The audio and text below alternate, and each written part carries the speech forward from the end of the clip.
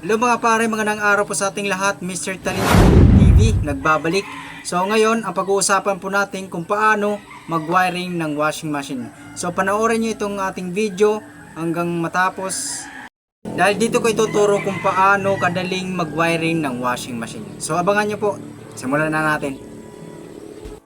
So yun, ito po yung ating washing machine. So ayan, meron po siyang ground. So yan, kinabit ko muna dito sa wire striper.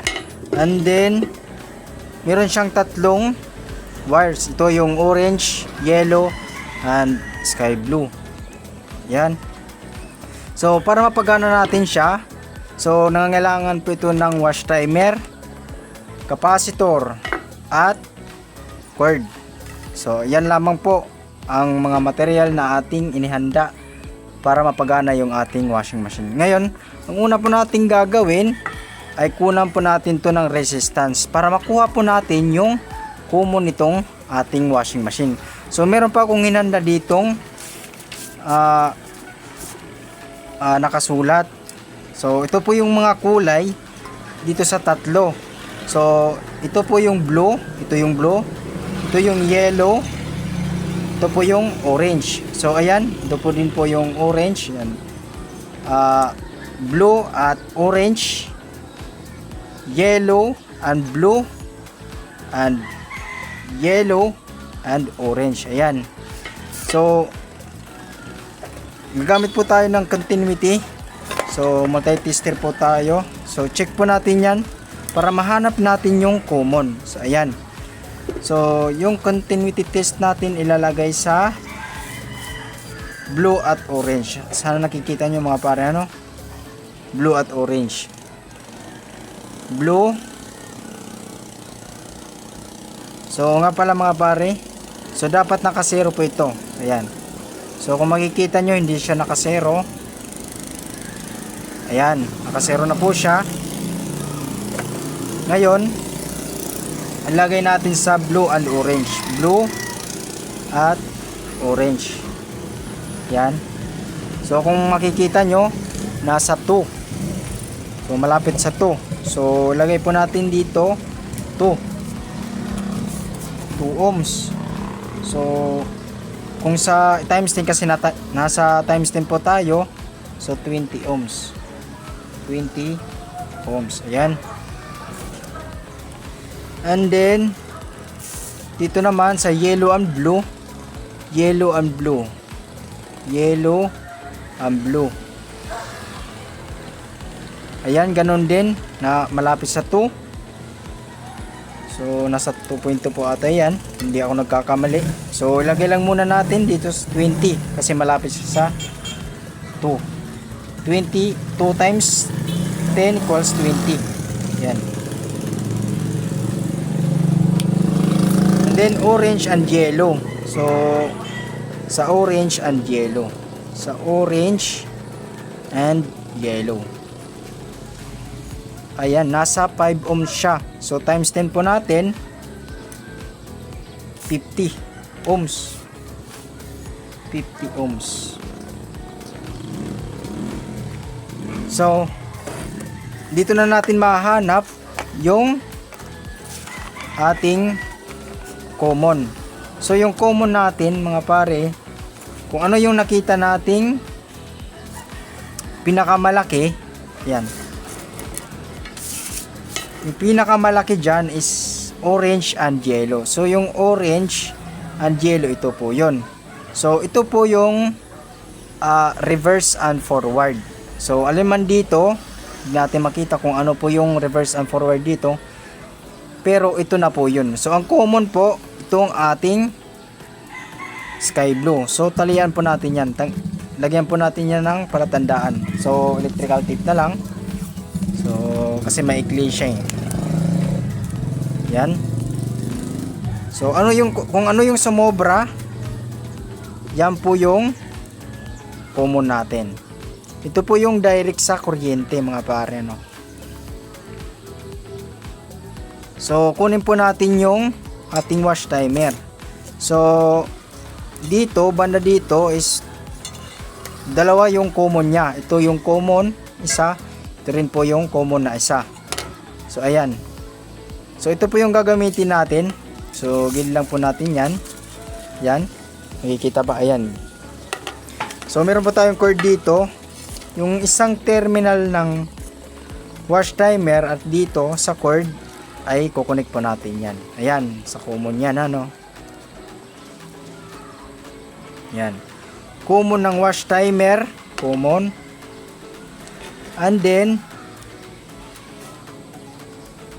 ito naman po sa common, ito sa common, ikukunik natin yan dito sa isa. Yan. Sa common po yan. Yan mga pare, ano. And then tape po natin mga pare para safety po tayo. So pasensya na kayo mga pare, maiingay po kasi malapit lang po tayo sa kalsada. Yan. So normal lang po talaga yung ingay na yan. Hindi natin makokontrol ng mga yan. So ayan. Yan, tape din natin to isa para iwas disgrasya.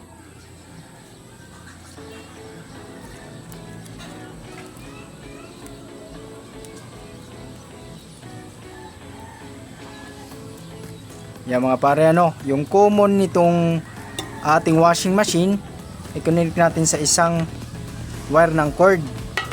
Ngayon, yung wash timer common ay connect din po natin sa isang wire ng cord. Yan. And then, itong dalawa na to, ito yung reverse and forward. So, i-connect po natin ito sa ating capacitor. So, i-connect po natin yan. Yan. So, maikli ng wire nito, ano, mga pare. Yan. Pero for demo lang naman to. Yan. Tape rin po natin mga pare. Wait lang pala. Yan. So yung ano pala, itong dalawa. So ayan, ito rin po yung isang timer. Ito ay merong normal and soft wash. Kung naalala nyo, merong mga ganong washing machine. So itong dalawa, ito lang po yung kukunin natin. Ito, dalawang yellow. So ikukunik po natin yan dito sa capacitor. Yan.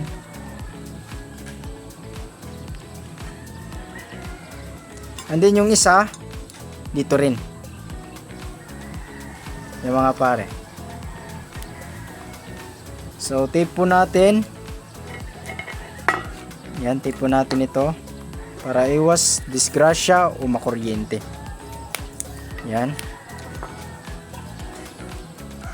So ang liit ito mga pare, no? So ang gagawin dito, pwede naman tong soldahin kasi maliit na. Pero ngayon, ano lang muna natin, tape lang muna natin kasi for demo lang naman to. Para may turo ko sa inyo kung paano mag-wiring. Ayan. So kompleto na po yung ating circuit. So ngayon, ano po natin kung meron po siyang short. So palaging tatandaan na kapag short, diretso po yan dito sa 0. Yan. So nakalagay po yung multitester natin sa times 10. So ito yung ano natin sa continuity. So yan, panda rin po natin. Ayan, panda rin. And then yung test probe natin ilalagay po natin dito. Yan. Yan, kung makikita nyo, gumagana siya. Yan. Ayan. Diba? Tapos babalik yan. Tapos babalik din po yan. Magbubuhay. Ayan. Mabuhay po siya mga pare, ano. So yun.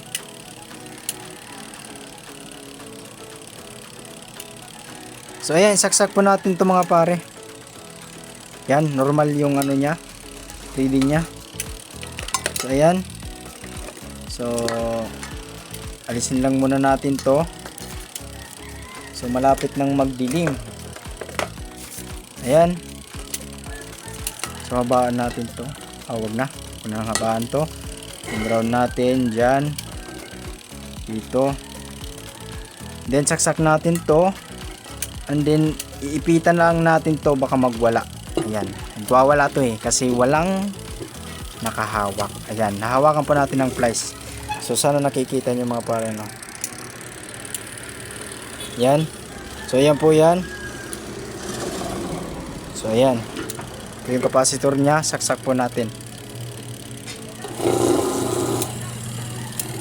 So ayan mga pare, so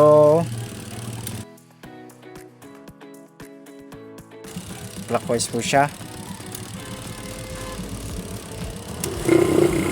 Yan mga pare, maraming salamat po sa panonood nitong ating video. Sana may natutunan po kayo, at please paki-like and subscribe naman po itong ating munting channel. Yun lamang po, goodbye.